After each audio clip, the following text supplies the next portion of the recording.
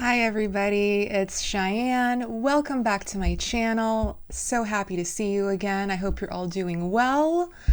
Despite everything going on in the world, let's try to stay chipper. Let's try to stay positive. But it's nice to see you all again. And today we are going to be talking about something that is extremely relevant. Now, I just want to give a trigger warning up front. This is going to be a case about DV. It was the most sensationalized and the most famous case in the UK. But this time the roles were reversed because the victim was, the boyfriend was a male and the perpetrator was a female, his girlfriend. So this is Alex Skeel's story. Today's going to be a little bit different because I want to read you his testimony. His partner Jordan was the first woman jailed for coercive and controlling behavior in the UK, and he could have died. And the only reason he stayed in this relationship is because he was afraid for his life and his child's life because they had a baby together. So this is very relevant because every day that I wake up, I seem to see somebody complaining about the Johnny Depp versus Amber Heard trial and the verdict. And they're all upset because some people are saying, oh, this is a huge back step for the Me Too movement. No, it's not. No, it is not. And I don't care if you don't agree with me. Sorry, but it's just not. It's a two-way street, and it doesn't only just happen to women.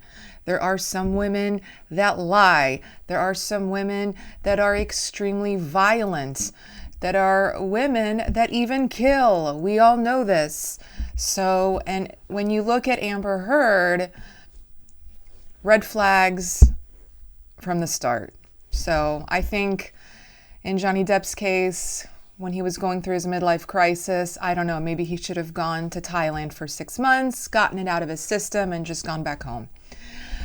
But here we are today, and I think his victory is a huge win for everyone.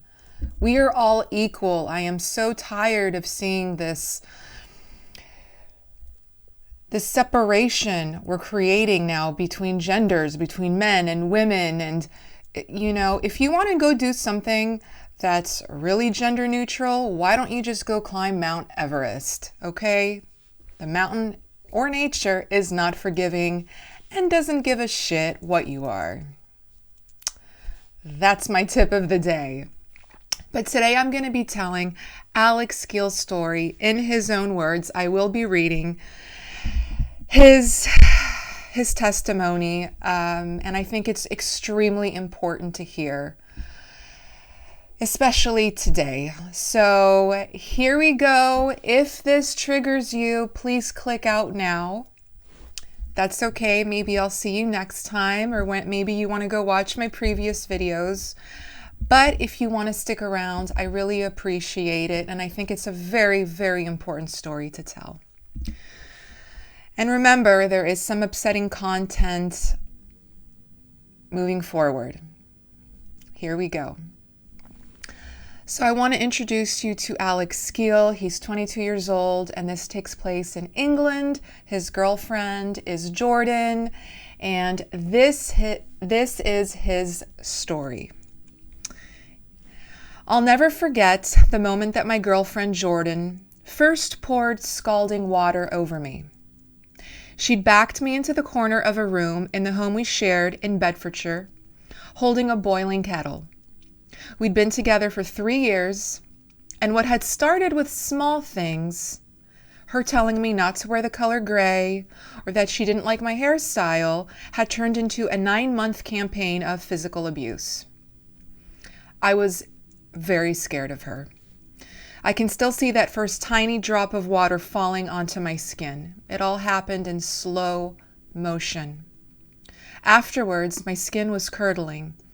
The pain was like nothing I'd ever experienced. I begged her to let me get in a bath filled with cold water. It was the only thing I could think of that would stop the burning. She allowed me to get in, and the relief was instant. You can't imagine how incredible it feels to sink your body into freezing water after that. It's the nicest feeling in the whole world. Then she told me to get out, or she'd do it all over again.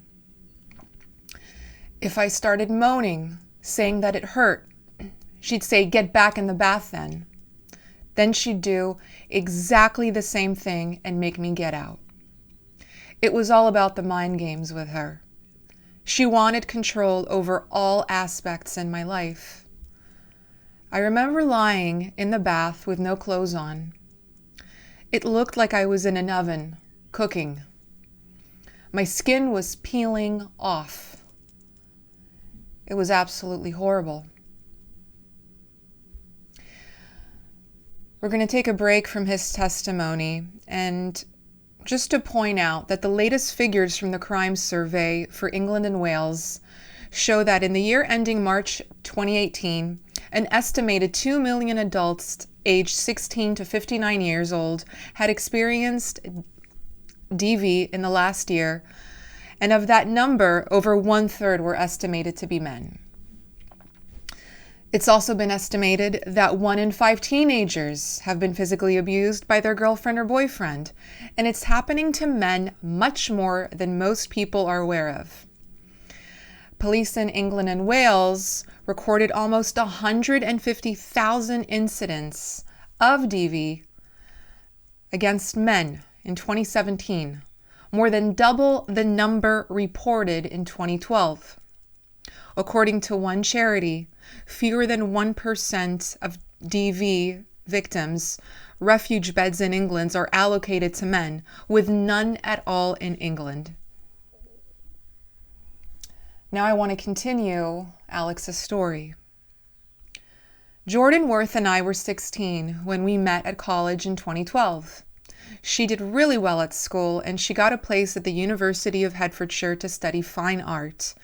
She wanted to become a teacher. We had a really nice time doing everything together. We did normal things like watch movies together and go for long walks. It was new for me to tell my friends I had a girlfriend. They'd say, "Oh, what did you do the weekend?" And I'd be able to say that I'd spent the entire weekend with her. Then, a few months ago, in a couple of strange things happened over the weekend. At the time, it just seemed like attention-seeking behavior. My mom and dad had paid for us to go to London to watch The Lion King, and out of nowhere, Jordan just disappeared. We were all looking for her for quite a while, and then much later, we found her in the reception area laughing her head off. It was all a bit weird. In hindsight, I think it was her way of getting me to panic and worry about her in order to get a hold of me. But before long, Jordan had completely isolated me from my friends and family. She stopped me from seeing them and even took over my Facebook account, a classic tactic of DV abuse. I had nobody to turn to. She started to deny me food, which meant I lost a lot of weight.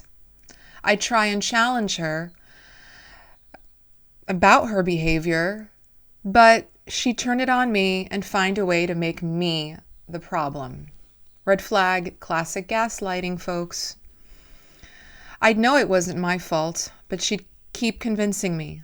You end up thinking, what am I doing wrong? What am I doing wrong? Then you do something differently and they moan at you for being different. When she was telling me, I don't like the color gray, or I don't like those shoes, I'd think, okay, I won't wear them. Because I wanted to impress her. I just wanted to impress her. But in reality, she was molding me into who she wanted me to be. It undermines your confidence, and you're fighting a battle that you'll never win. It's extremely frustrating. We had 2 kids together, and I just kept hoping that something would change. Let's pause for a second. They have 2 children together. Keep that in mind. The children were babies, but of course, they must have seen what was happening. And while she didn't hurt them directly, my fear was always that if I left, she'd turn her abuse on them, so I stayed. Of course, there were some genuinely good times with Jordan, moments when I felt happy, times when we laughed and had fun together. It wasn't a nightmare all the time, and I really wanted to make a try and make a go of the relationship. I loved her after all. It took 18 months for the mental abuse to turn physical. It began when she started sleeping with a glass bottle next to her. She was accusing me of doing things with other girls, talking to them or messaging, which was completely untrue. She kept saying that she'd had messages from people, but much later I found out that she'd been making it up. Then she'd wait until I'd fallen asleep and smack me on the head with the bottle. And she'd demand, "What are you thinking about?" After a while, it got to the point where it didn't hurt anymore. I was so used to the pain, I didn't even feel it. So she'd ramp it up to the next level and find a worse way of hurting me. After the bottle, it was a hammer. Let that sink in, guys. A hammer. After that, it was anything she could find to smack me with. One time it was a laptop charger. She wrapped the cord around her wrist, but with a bit of slack, and swung the metal plug end at my head. Blood started gushing out. It was pouring onto the floor, and I cried, "Please help me," and watched Jordan as she walked up the stairs laughing. She said, "Why don't you just go and die? No one cares about you." She sounds like a lovely girl. Eventually, Jordan started with knives. She'd slash at me. One time, she just missed a major artery in my wrist. After that, it was boiling water. I had third-degree burns everywhere. Whenever I got used to the pain, she'd go a level up. The level after boiling water would have been death. Of course, I was scared of Jordan and what she would do. I felt that if I'd say anything, she could have killed me. I'd go to hospital and say I tripped and hit my head, or that very hot water from the shower burned me. A neighbor called the police a few times, and I'd make excuses for Jordan and lie. It wasn't nice, but I did it to save my life, and I did it to protect my children. I had black eyes, burns, cuts, bruises, slashes all over my body. She'd put her makeup on me because she wanted to cover up what she'd done. I wonder if she used Amber Heard's bruise kit. I could feel my body shutting down. I'd lost 5 stone in weight. Afterwards, doctors told me that I'd been 10 days from death because I'd been denied food for so long, and my injuries were so horrific. It all came to an end in 2018 when a police officer came round to the house to follow up their previous visit and question me. All the horrible truth came out. My injuries were so severe at that point, and I was so gaunt. I was so frail after all the weight loss and all of the torture.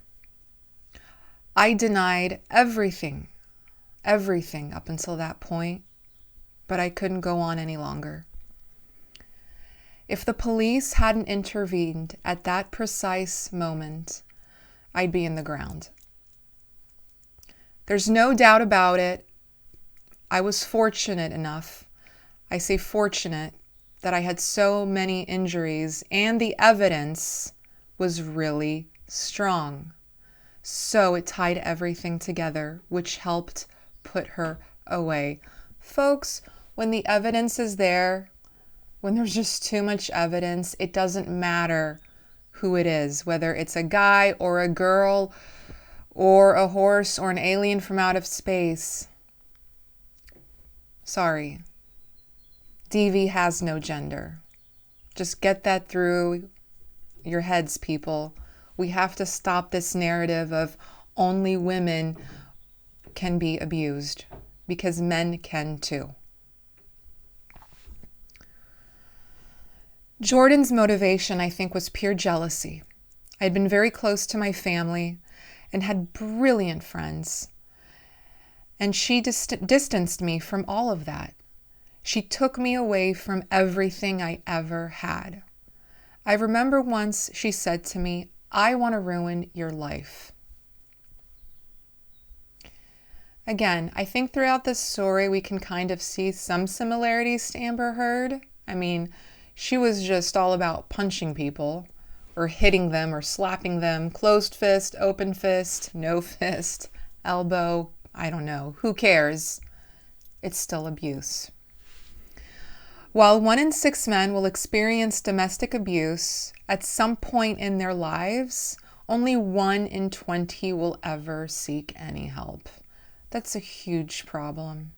It really is. And the Me Too movement shouldn't only be for women. It's for everyone. It doesn't say #MeToo and in fine print only for women. It's not a tampon. Jordan was never sorry. Even when the police came round to question her, she looks as guilty as anything in the police footage. But I think she cared more about being caught than what she'd done to me. Of course she did. She pleaded guilty in court, I believe, to get a lighter sentence. I don't know how Jordan justified this kind of behavior to herself. I think people who commit domestic abuse do it because they get a kick out of it. It's like a drug or an addiction. I think so too. Narcissistic behavior, borderline personality disorder, histrionic disorder, as we saw in the Depp versus Heard case. I'm sure Jordan has something going on up there that's untreated. And the more they do, the more they think that they can get away with, and it gets even worse and worse and worse if it's not stopped. It's like they're in heaven and you're in hell. They're getting what they really, really want, that complete control, because it's all about control with them. Puppet masters. And you're getting everything you never wanted in your life and worse, until they get found out. And then it's a massive shock to them. Well, of course it is. Nobody wants to get caught. I'd heard of male domestic abuse before I met Jordan. I knew what she was doing. I knew it was really, really bad, but I didn't know what to do. During it all, I wouldn't have been able to name a charge she could be arrested for because I didn't have a clue, ever. I never hurried to get out of this situation, as funny as that sounds. There's no way I was going to be able to get out of it. I literally had nothing. And obviously, we had 2 children together. I just hoped it would stop by itself. If I got hit 1 time less, it was a great day. It was that simple. My concern was the kids, that they were all right. You can never tell someone to leave that kind of situation. That's the worst thing. You need to just say, look, if you ever need to talk with me, I'm here. As a result, Jordan was sentenced to 7.5 years in prison in April 2018. She admitted to controlling or coercive behavior in an intimate relationship, wounding with intent, and causing grievous bodily harm. When I heard the news, I didn't even react.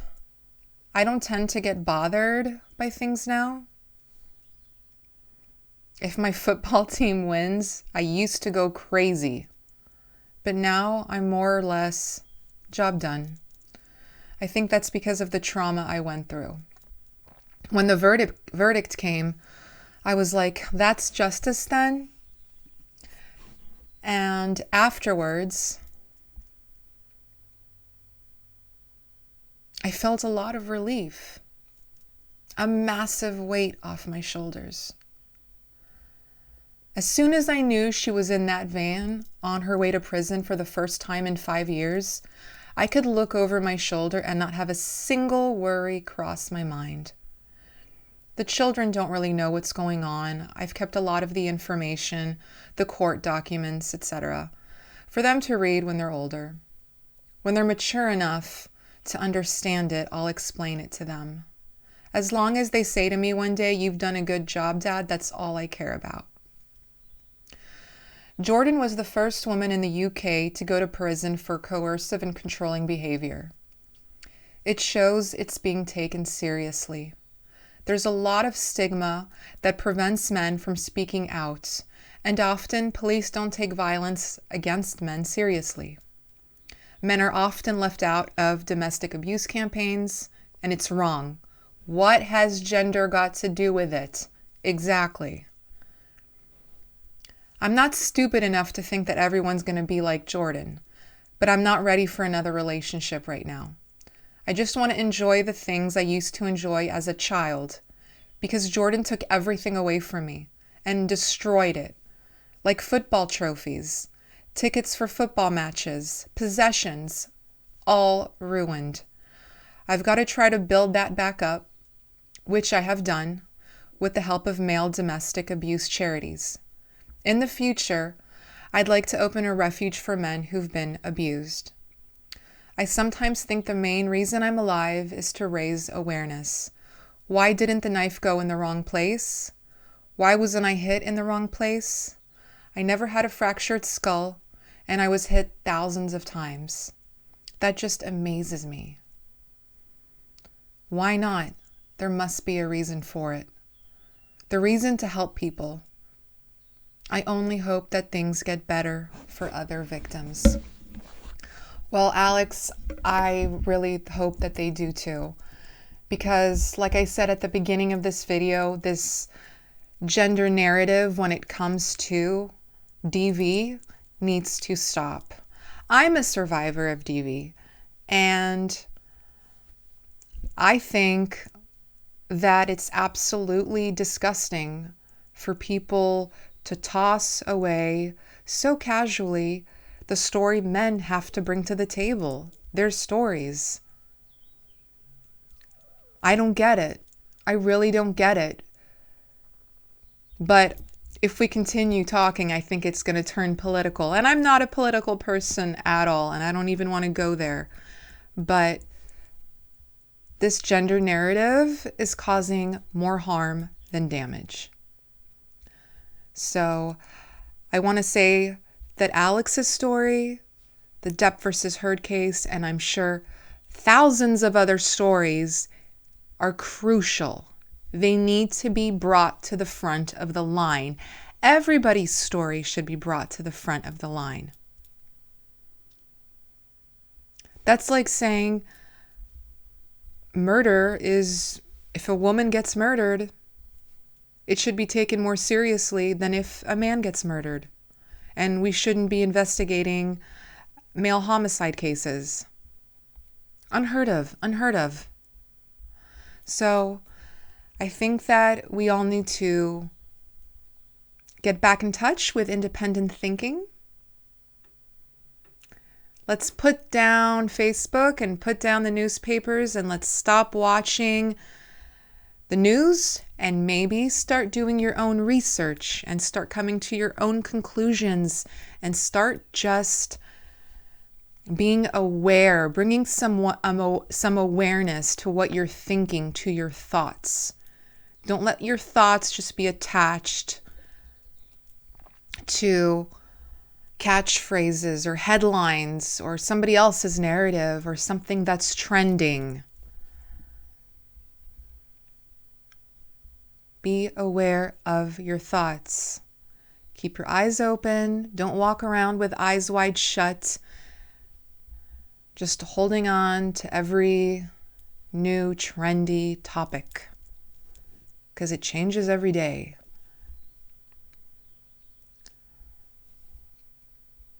So I want to thank you very, very much for listening to Alex's story.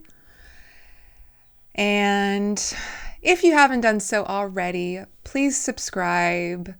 Please press a like. Please leave a comment down below if you want to share your story, somebody else's story. That would really mean a lot because I think this is a very important topic and it's not spoken enough about. Thank you again, guys, for listening to this story. I've been a little bit under the weather, so did my best on today's video. But again, thank you as usual. Have a wonderful day, and I will see you next time for another, who knows?